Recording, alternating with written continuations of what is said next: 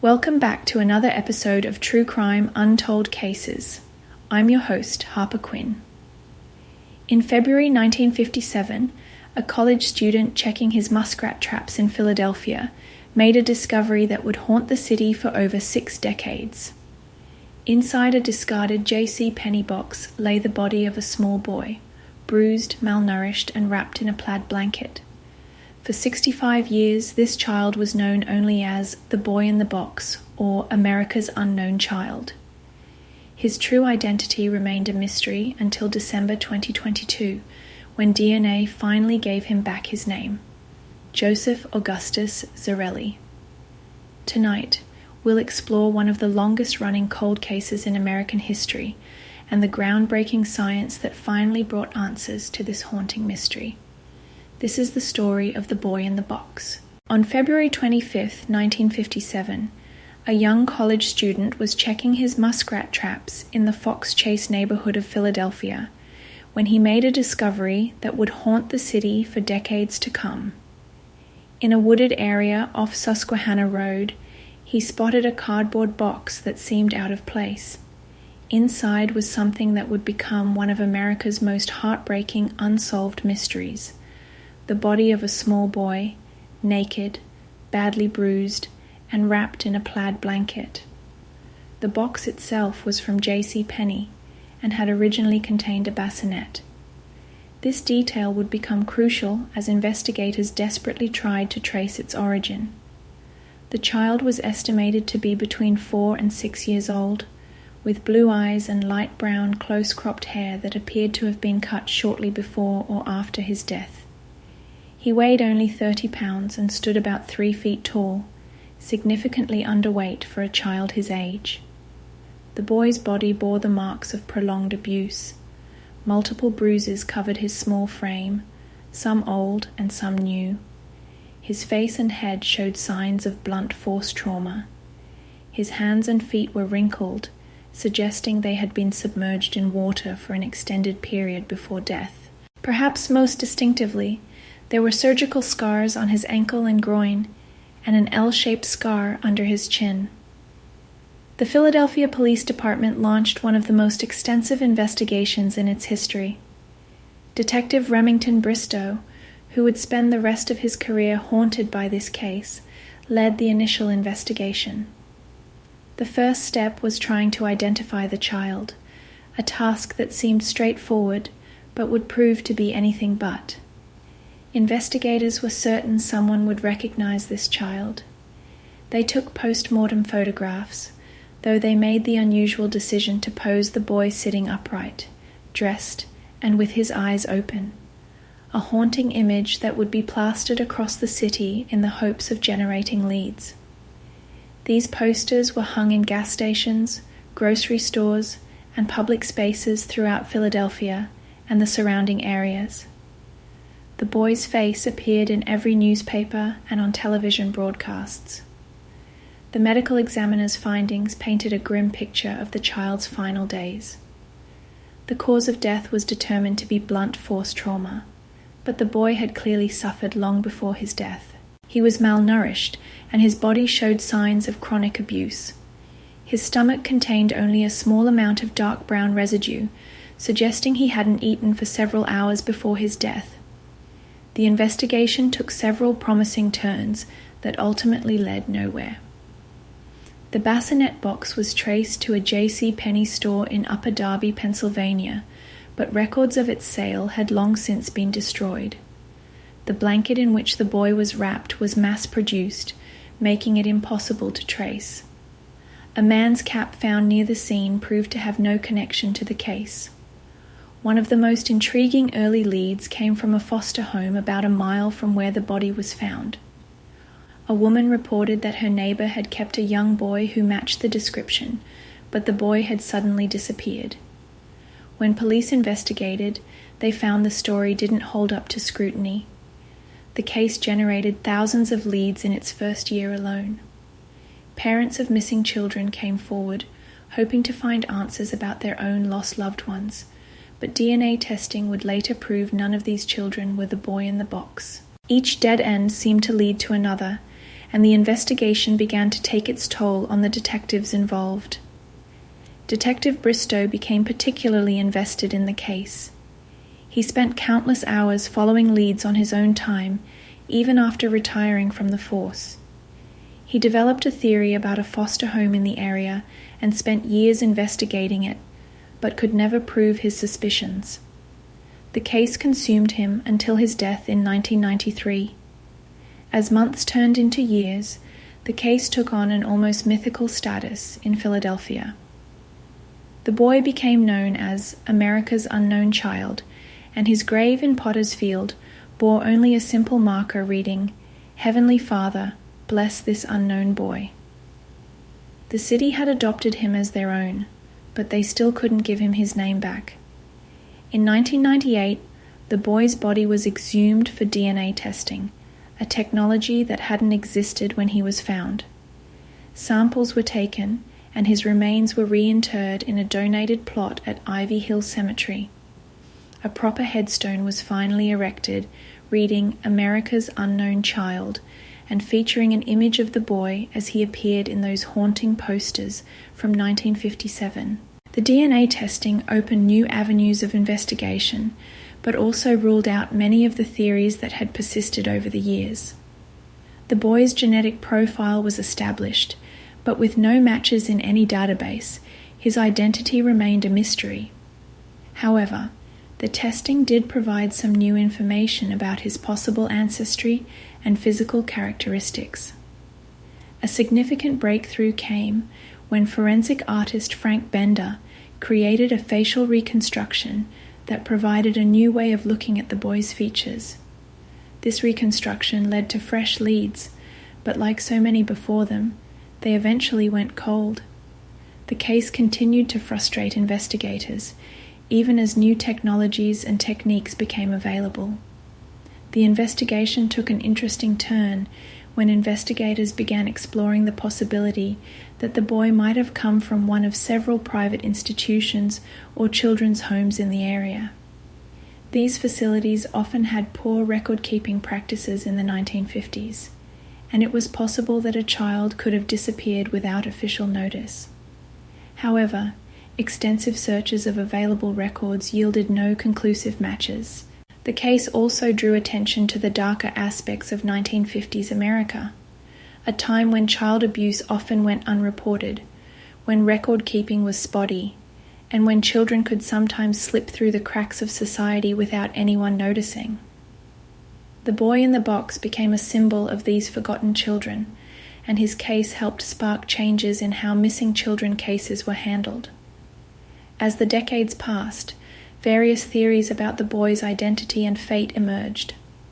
One of the most compelling came in February 2002, when a woman identified only as M came forward with a disturbing story. She claimed her abusive mother had purchased the boy, whose name she said was Jonathan, from his birth parents in the summer of 1954. According to her account, the boy had been subjected to horrific abuse for 2.5 years before being killed in a fit of rage after vomiting in the bathtub.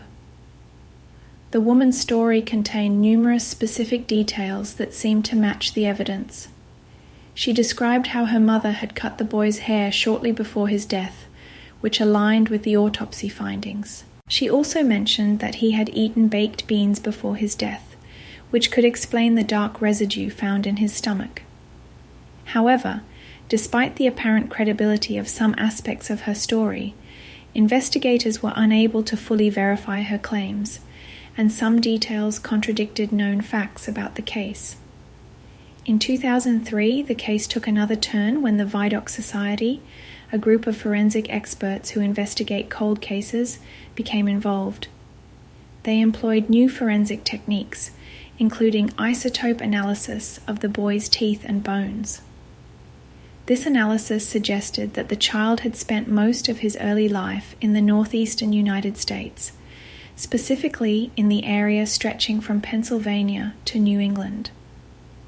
The isotope testing also revealed something fascinating about the boy's final months of life.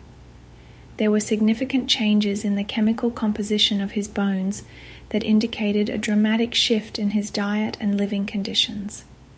This suggested he might have been moved from one location to another, or perhaps from one caretaker to another, in the period leading up to his death. In 2019, genetic genealogy, the same technique that had helped solve the Golden State Killer case, was applied to the boy in the box case. This advanced DNA analysis, combined with extensive genealogical research, allowed investigators to begin building family trees that might lead to the boy's identity. The process was painstaking, involving countless hours of research through birth records, death certificates, and family histories. The breakthrough finally came in December 2022, when Philadelphia police announced they had identified the boy in the box. His name was Joseph Augustus Zarelli, born on January 13, 1953, in Philadelphia. The announcement came after 65 years of investigation, making it one of the longest-running cold cases in American history to be solved. Joseph's mother and father were both identified through genetic genealogy, though their names were not released to protect living relatives' privacy. Both parents were deceased by the time of the identification.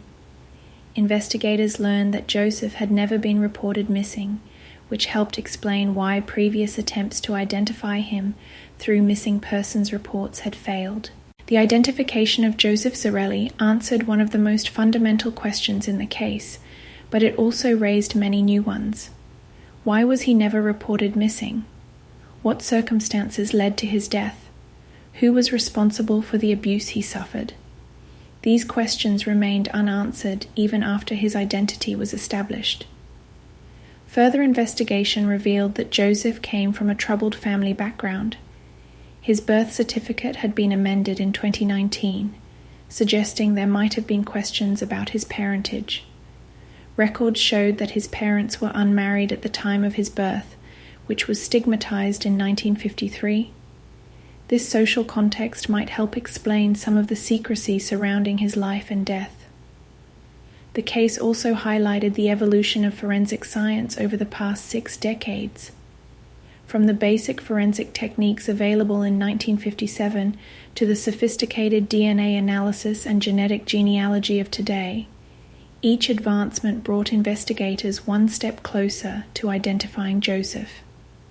The case became a testament to the persistence of law enforcement and the power of emerging technologies to solve cold cases. Philadelphia Police Captain Jason Smith, speaking at the press conference announcing Joseph's identification, emphasized that this was not the end of the investigation.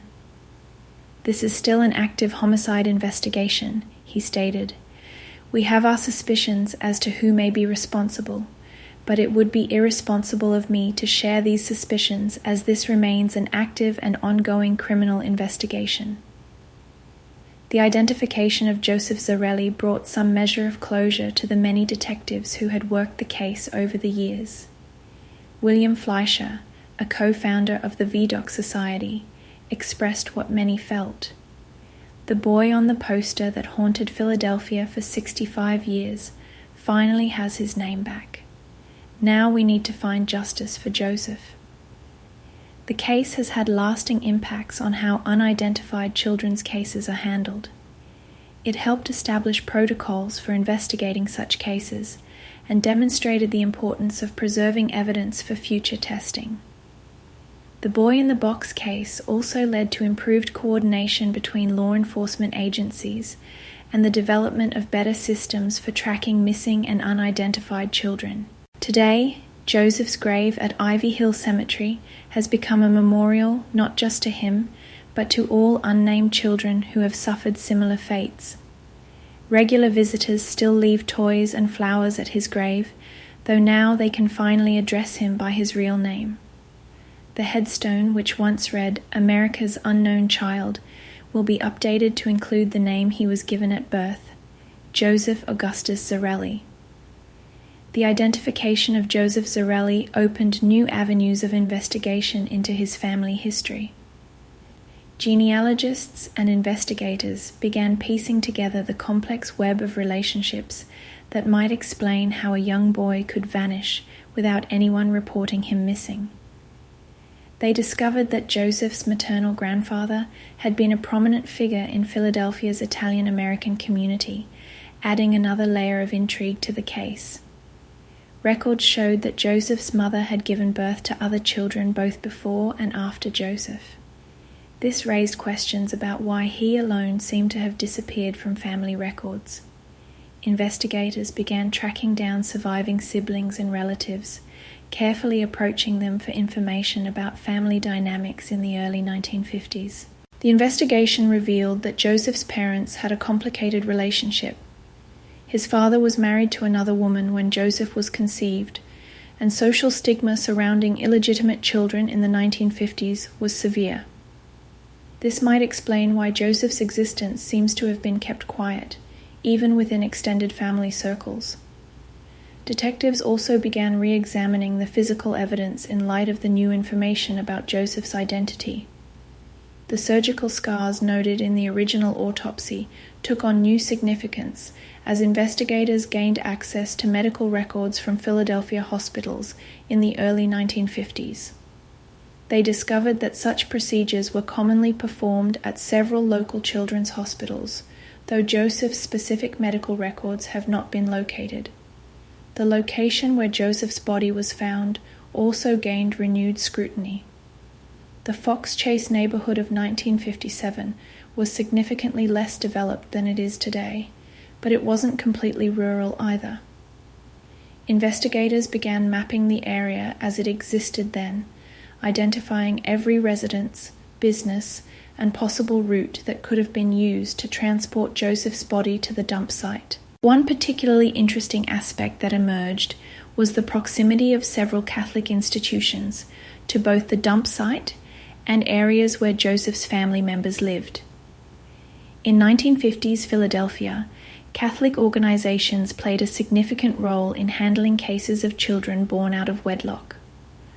While no direct connection has been established, investigators consider this social context crucial to understanding the circumstances that might have led to Joseph's death. The case also drew attention to the practice of informal child placement that was common in the 1950s. Before modern adoption laws and regulations, children were sometimes informally transferred between families with little or no documentation. Investigators began exploring whether Joseph might have been placed with another family through such an arrangement. The identification of Joseph's parents led to a thorough examination of their movements and associations in the mid-1950s.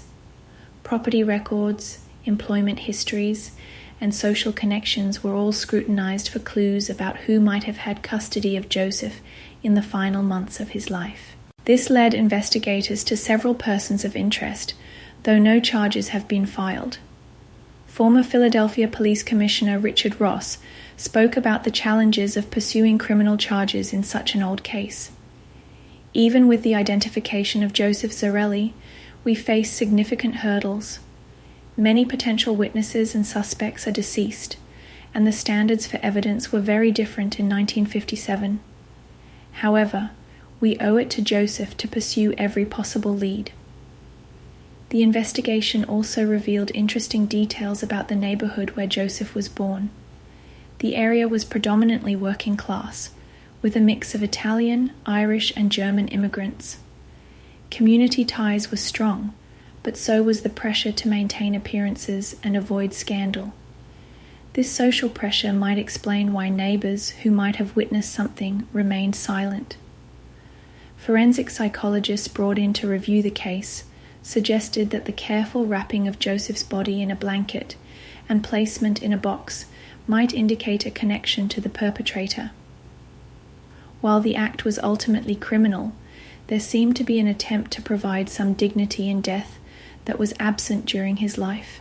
The case has also prompted discussions about how society's treatment of children has evolved since the 1950s. Dr. Catherine Brown, a historian specializing in child welfare, noted, "In the 1950s, what happened behind closed doors was considered private family business. Child abuse often went unreported, and resources for struggling families were limited. Joseph's case helps us understand how far we've come, but also how far we still have to go. The Philadelphia Police Department has established a dedicated tip line for the case, recognizing that the publication of Joseph's identity might prompt memories or encourage people to come forward with information they've held onto for decades. Every tip is thoroughly investigated, no matter how small or seemingly insignificant. As the investigation continues, Joseph's story has become part of Philadelphia's collective memory. Local schools have incorporated his case into discussions about child welfare and social justice. His story serves as a powerful reminder of society's obligation to protect its most vulnerable members. The identification of Joseph Zarelli represents both an end and a beginning, the end of a decades-long mystery about who this child was, but the beginning of a new phase in the investigation into who was responsible for his death. For the detectives working the case, the goal remains clear: to finally bring justice to a little boy who suffered in silence for far too long.